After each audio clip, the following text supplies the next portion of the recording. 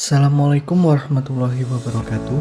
Kami dari kelompok 2 yang beranggotakan 4 orang, yakni Maitreya Kasih NIM 109, Eka Wahyuning Tias NIM 1110, Rizky Bagus Ramadan NIM 133, Nur Aulia Fadila NIM 147. Pada video kali ini kita akan membahas analisis kebijakan pendidikan di Indonesia. Program Wajib Belajar 12 tahun ini merupakan kebijakan yang dibuat oleh pemerintah untuk memastikan seluruh warga negara mendapatkan pendidikan minimal pada jenjang sekolah menengah atas. Nah, kebijakan ini mulai diterapkan secara bertahap mulai tahun 2015 yang merupakan perpanjangan dari program Wajib Belajar 9 tahun yang mencangkup jenjang SD sederajat sampai SMP sederajat. Dasar hukum mengenai kebijakan Wajib Belajar 12 tahun ini yang pertama adalah pada Undang-Undang Dasar 1945 dalam pasal 31 ayat 1 dan 2. Nah, pada ayat 1 ini disebutkan bahwa setiap warga negara berhak untuk mendapatkan pendidikan. Lalu diperjelas pada pasal 2 yang menyatakan bahwa setiap warga negara wajib mengikuti pendidikan dasar dan pemerintah wajib untuk membiayai. Nah, kebijakan ini juga diatur dalam Peraturan Pemerintah Nomor 47 Tahun 2008 tentang wajib belajar.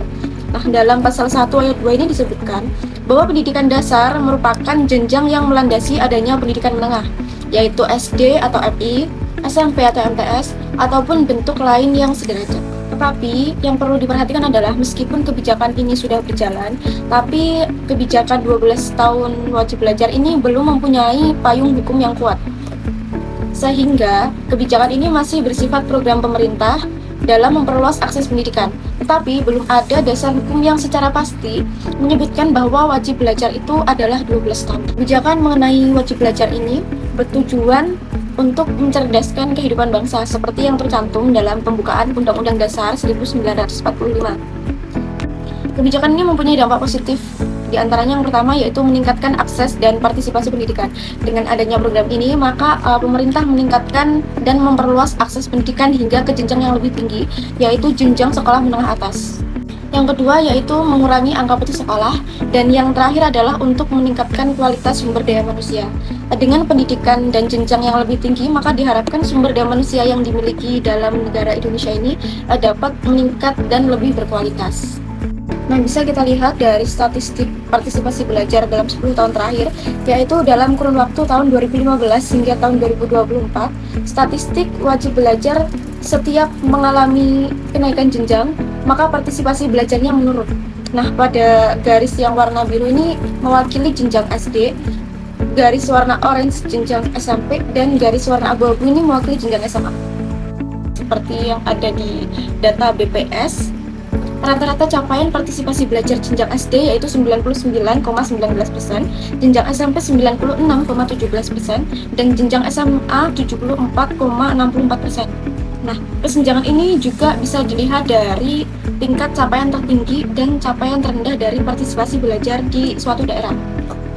Nah, sebagai contoh, kita dapat lihat pada capaian partisipasi belajar di tingkat SD dengan capaian tertinggi yaitu Sumatera Barat mencapai 99,71%. Tapi di samping itu, kita bisa lihat pada capaian terendah yaitu Papua Pegunungan dan Papua Tengah. Partisipasi belajar di daerah tersebut hanya sebesar 70%. Ini kemudian menimbulkan kesenjangan apakah memang program ini efektif diterapkan ataupun tidak. Baik, melanjutkan dari rekan saya bahwa implementasi kebijakan wajib belajar 12 tahun masih mengalami tantangan. Yang pertama disebabkan karena minimnya anggaran. Alokasi anggaran yang diberikan oleh pemerintah itu belum bisa dioptimalkan, apalagi dengan pemangkasan anggaran dalam bidang pendidikan itu sendiri. Yang kedua, kurangnya sosialisasi. Yang ketiga, sarana dan prasarana itu belum memadai. Masih banyak sekolah-sekolah di 3T itu yang belum memiliki sarana dan prasarana yang memadai, seperti itu. Kemudian ada juga kurangnya tenaga pendidik, tidak adanya sekolah SMA negeri sehingga hanya ada sekolah SMK saja. Sekalipun ada sekolah SMA negeri, itu jarak tempuhnya itu sangat jauh dari rumah menuju ke sekolah dan alat transportasinya masih minim. Nah, hal ini membuat kita mempertanyakan apakah wajib belajar 12 tahun ini masih relevan diterapkan di Indonesia? Tentunya tidak.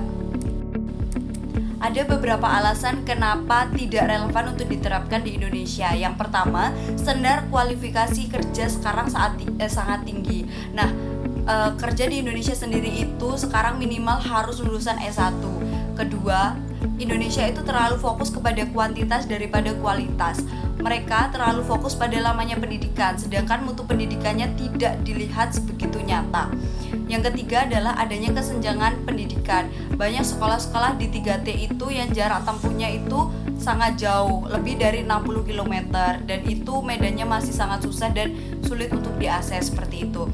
Yang keempat adalah sekolah dikatakan sekolah gratis, namun kenyataannya tidak sebegitu gratisnya. Ada uang gedung, uang SPP, uang bangunan, bahkan untuk implementasi dari uang KIPKAS sendiri itu masih mengalami pemotongan anggaran. Dan yang terakhir adalah kurangnya penegakan hukum. Masih banyak anak di luar sana yang putus sekolah, namun tidak ada sanksi kepada orang tuanya untuk memberikan teguran atau apapun, karena memang tidak ada dasar hukum yang begitu kuat untuk mengatur hal itu. Sehingga beberapa rekomendasi yang dapat kita berikan, yakni yang pertama yaitu penguatan regulasi dan juga pengawasan. Sejauh ini regulasi yang mengatur tentang wajib belajar 12 tahun itu belum ada. Hanya ada undang-undang yang mengatur tentang PIP atau bantuan dari pemerintah untuk siswa-siswa yang kurang mampu. Nah, itu pun wajib belajarnya hanya 9 tahun dan belum 12 tahun. Nah, ini perlu dibuatkan untuk regulasi menjadi dasar hukum yang lebih kuat lagi, yakni undang-undang. Serta diperlukan pengawasan yang lebih ketat lagi supaya dana BOS dan juga dana-dana yang lainnya yang membantu supaya wajib belajar 12 tahun ini terpenuhi, itu terrealisasikan. Yang kedua adalah optimalisasi pendanaan, akses pendidikan yang bagus, kualitas guru dan kurikulum yang memadai juga perlu untuk kita evaluasi menjadi lebih baik lagi. Kemudian beberapa kebijakan wajib belajar di luar negeri yang dapat kita adaptasi, yakni kebijakan pendidikan Jepang, Gimu Kyoiku. Nah, kebijakan Jepang ini mewajibkan wajib belajar 12 tahun yang didukung dengan pemberian subsidi. Jadi bukan pemberian sekolah gratis, tetapi diberikan subsidi. Nah, hal ini memperketat standar kualitas sekolah. Jadi masyarakat di sana itu memiliki kualitas dan standar kualitas pendidikan yang sangat bagus sekali. Kemudian ada kebijakan di Singapura yang memiliki kurikulum yang bagus. Nah, kurikulum ini sudah disesuaikan dengan perkembangan zaman. Nah, tentunya di Indonesia kurikulum itu tidak hanya berganti setiap periode pemerintahan saja, harusnya itu juga disesuaikan dengan kebutuhan zaman. Mungkin itu saja akan dilanjutkan oleh rekan saya. Yang kedua ada kebijakan kurikulum Singapura Learn for Life Movement.